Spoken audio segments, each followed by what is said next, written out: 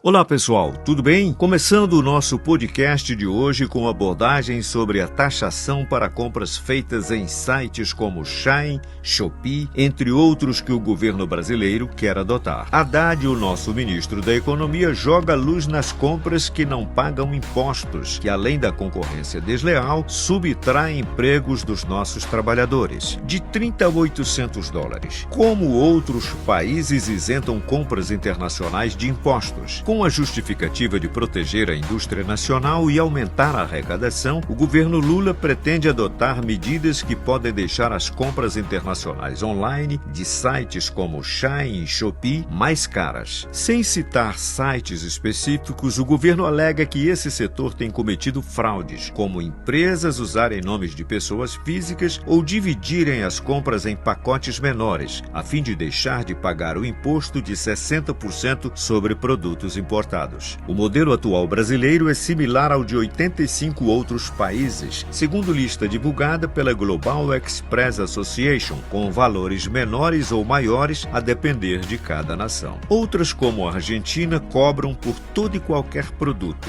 independente do valor ou de se é uma transação entre pessoas físicas ou envolvendo empresas. No Brasil, a cobrança de impostos para produtos importados deve ser implementada por meio de medida provisória e não há ainda data ou descrição detalhada de como será feita a mudança. É esperado que as mercadorias fiquem mais caras, já que a tendência é que os sites repassem os custos dos impostos aos consumidores. Assim como o Brasil, outros países, incluindo Estados Unidos, África do Sul e Índia, também veem nos sites chineses ameaças às suas leis e normas locais. O movimento de compras nesses marketplaces ainda é recente, avalia Alberto Serrentino, consultor especialista em varejo e fundador da Varese Retail. Logo, isso o impossibilita saber com precisão os passos que os outros países tomarão em relação a taxas de importação. Durante a pandemia, detalha o consultor, o Brasil observou uma explosão de vendas nesses marketplaces. No ano passado, somaram o equivalente a 50 bilhões de reais em compras transfronteiriças. Em paralelo a isso, no Brasil, a carga tributária que incide no varejo é muito pesada. Então isso cria de fato uma concorrência desleal e desequilibrada, já que esse limite de 50 dólares não foi estabelecido para uso de empresas, mas sim para isentar remessas pessoais. Serrentino vê a mudança anunciada pelo governo brasileiro com bons olhos. Aí nivelamos a competição. As empresas brasileiras vão ter que ser capazes de ofertar produtos a preços compatíveis com o que os consumidores vão ter de alternativas. As importações via plataformas também são positivas e não devem ser asfixiadas, mas sim reguladas, mantendo seu espaço de crescimento, que é algo irreversível. Como funcionam as taxas em outros países? Na América Latina, regras semelhantes às brasileiras são aplicadas em países como Paraguai, Colômbia, Chile e Peru, embora especificações na lei possam variar, assim como os valores sujeitos ao pagamento de impostos. No Peru, por exemplo, a pequena valorização aduaneira, que se refere à isenção de impostos e taxas alfandegárias para importações de baixo valor, tem um limite de isenção equivalente a 200 dólares por remessa e por destinatário,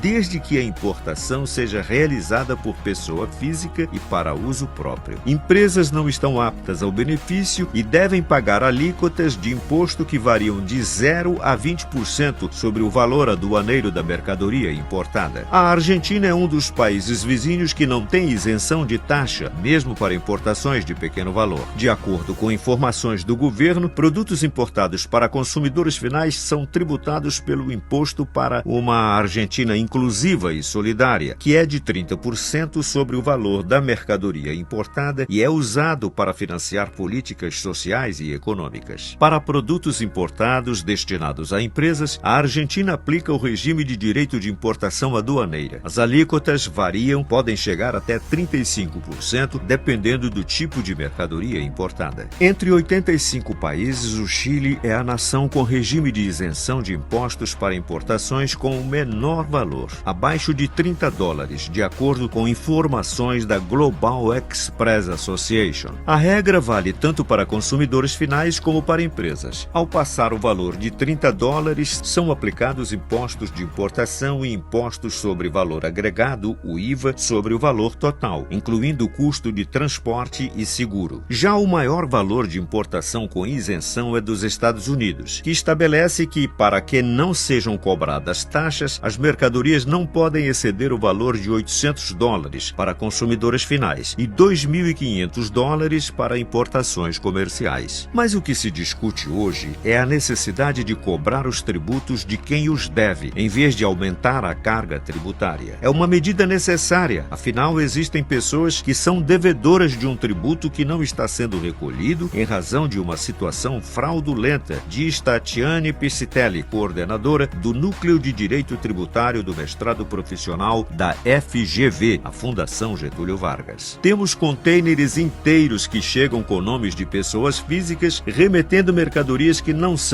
têm origem numa remessa de pessoas físicas. Essas pessoas precisam ser tributadas, inclusive por uma questão de isonomia com o mercado interno. A receita tributária é fundamental para o funcionamento do Estado. Sem tributação, não temos realização de políticas públicas, não temos educação ou saúde. No fim das contas, um desvio tributário é prejudicial a todos, complementa a professora. Esse artigo é de autoria da jornalista Júlia Granchi, da BBC News Brasil em São Paulo. Você também pode ter o seu artigo publicado aqui no nosso podcast. Envie ainda hoje mesmo para o e-mail zonafrancaportal@gmail.com. Nos vemos no próximo episódio.